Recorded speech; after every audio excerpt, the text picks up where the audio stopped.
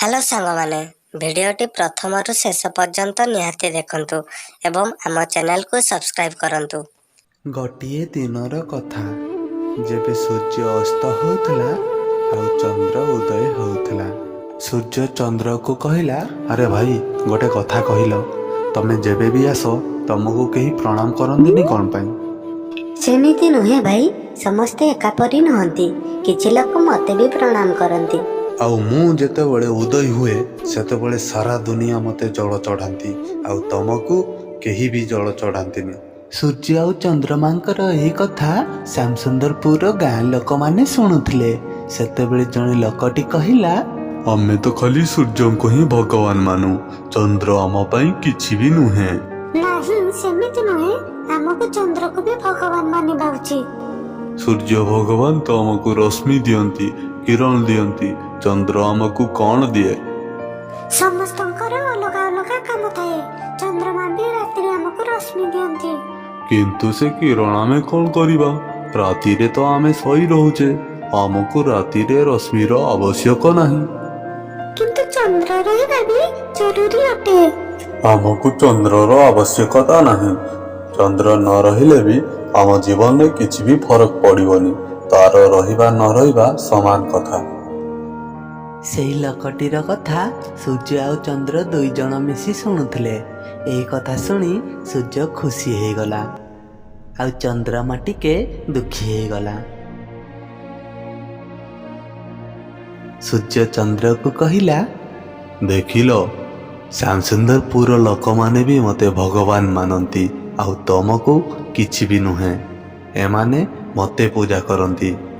मु भी तो रश्मि दिए, जदि मु रहिबिनी एमानक जीवन अस्तव्यस्त हो जिवो। किछि कथा नहीं, एमितिरे भी एमानकर तुमको दरकार नहीं। जदि एमिति कथा तो मु आजिठु आउ आसीबिनी। चंद्रमा रागी जाई सेठारु चली जाए।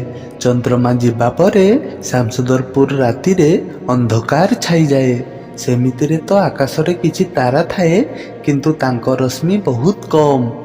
अंधार एते जे काहाको किछि भी देखा जाउ न थाए। एबे खेतरे बुणिबार समय आसी जाइथिला, सेथिपाई चाषी मानकु शीघ्र उठी बिलको जीवार थाए। चंद्र नथिबारु बहुत अंधार थाए। अरे शीघ्र उठी पड़, जमी चाष करिबार अछि ना, शीघ्र चलो, नहले बहुत खरा हो जिवो, किछि काम हेई पारिबनी। हाँ, चाष तो करिबार अछि, किंतु एबे तो राति अछि, बाहर बहुत घन अंधार अछि। मते तो लागुची सकाळ हबार अछि, आमको चली जिबा उचित। से सब तो ठीक अछि, बाहर किछि भी देखा जाउनी, केमिति जिबा? हाँ ठीक अछि, सकाळ हैला परे जिबा।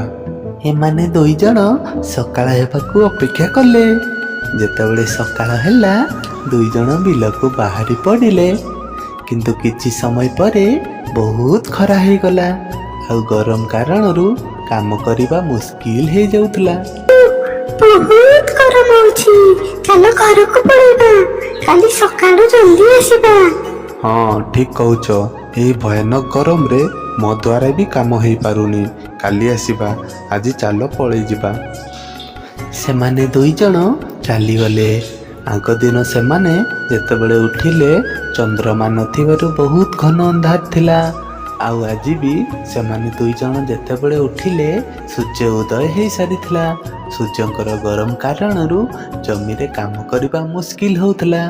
एही समस्यारू हैराणी लोकटी सूर्य को कहिला, हे सूर्यदेव, आमको चंद्र को दरकार नहीं। जदि आपण राति रे भी रहिबे तेबे चंद्र को केबे भी दरकार पड़िबनी, आउ आमे आपण को ही पूजा करिबू। ठीक अछि, मु एबे राति रे भी रहिबी। एबे दिन सरिला परे राति रे भी सूर्य रहिबाकू लागिला, जेउथिरे दिन सरू नथिला आउ राति हो नथिला। अरे जल्दी खाइबा बनाओ, निद आसुची बोरा, सोइबार अछि ना। एबे तो दीपहर समय, कोन एबे तो खाइबा बनै देबी? ठीक अछि, परे बनेबो। से दुई जण बहुत समय पर्यंत अपेक्षा करती, किंतु संध्या हेउ न थाए। भोकरे लोकटीर अवस्था पूरा टाइट हो जाउथाए। लागुची आजी संध्या हबनी, तमे रोषेई करि दियो। ठीक अछि, करि दउची। ସେ ରୋଷେଇ କଲା ଆଉ 2 ଜଣ ଯାକ ଖାଇଦେଲେ। ଆଚ୍ଛା ଶୁଣ, ମୁଁ ଶୋଇବା ପାଇଁ ଯାଉଛି। ଏବେ ତ ରାତି ବି ହେଇନି। ହଁ, ସୂର୍ଯ୍ୟ ବି ଅସ୍ତ ହଉନି, ଜଣା ନାହିଁ ରାତି କେବେ ହେବ। ହଉ ମୁଁ ଯାଏ ଗାଧେଇ ଆସେ। ସେ ଗାଧେଇବା ପାଇଁ ଚାଲିଗଲା। ବାପରେ, ଆଜି ବହୁତ ଗରମ। ଜଣା ନାହିଁ ଏତେ ଗରମରେ କେମିତି ରହିବା। ସେ ଗାଧେଇ ସାରି ଫେରି ଆସିଲା। ଏ ହେ, ଗାଧେଇଲା ପରେ ବି କେତେ ଗରମ ଲାଗୁଛି। ଆଜି ସୂର୍ଯ୍ୟ ଅସ୍ତ ହବନି କି, ସେଥିପାଇଁ ଏମିତି ଗରମ ଲାଗୁଛି ଆଉ। ଏହି ସବୁ ସୂର୍ଯ୍ୟ ପାଇଁ ହଉଛି, କିଛି କଥା ନାହିଁ। ଚାଲ ଶୋଇବା।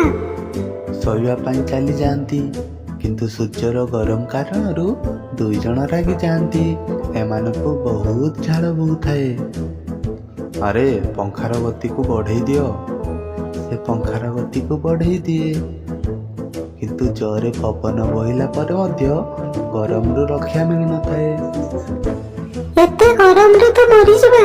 କାହା ସୂର୍ଯ୍ୟ ଅସ୍ତ ହେଇଯାଆନ୍ତା କି, ଗରମ କମିଯାଆନ୍ତା ଆଉ ଆମେ ଶାନ୍ତିରେ ଟିକେ ଶୋଇପାରନ୍ତେ। ଆରେ ଏବେ ତ ଗରମ ବରଦାସ୍ତ କରି ହଉନି। ମତେ ବି ଲାଗୁଛି ଆମକୁ ସୂର୍ଯ୍ୟ ଦରକାର। ଚାଲ ଯାଇ ସୂର୍ଯ୍ୟଦେବଙ୍କ ସହିତ କଥା ହେବା। ଠିକ ଅଛି, ଚାଲ। ଏମାନେ 2 ଜଣ ବାହାରକୁ ବାହାରି ଆସନ୍ତି ଆଉ ସୂର୍ଯ୍ୟଦେବଙ୍କୁ କୁହନ୍ତି, ହେ ସୂର୍ଯ୍ୟଦେବ, ଆପଣଙ୍କ ଖରାକୁ ବରଦାସ୍ତ କରିବା ଆମ ପାଇଁ ମୁସ୍କିଲ ହେଇପଡୁଛି। ଏଥିରେ ମୁଁ କ'ଣ କରିପାରିବି? ତମେ ହିଁ କହିଲ ମତେ ରାତିରେ ରହିବା ପାଇଁ, ସେଥିପାଇଁ ମୁଁ ରହିଛି। ହଁ, ମୁଁ ହିଁ କହିଥିଲି, କିନ୍ତୁ ଆମକୁ ଚନ୍ଦ୍ରଙ୍କୁ ବି ଦରକାର ଅଛି, କାହିଁକି ନା ଆମେ ଏତେ ଖରା ସହିପାରୁବୁନି।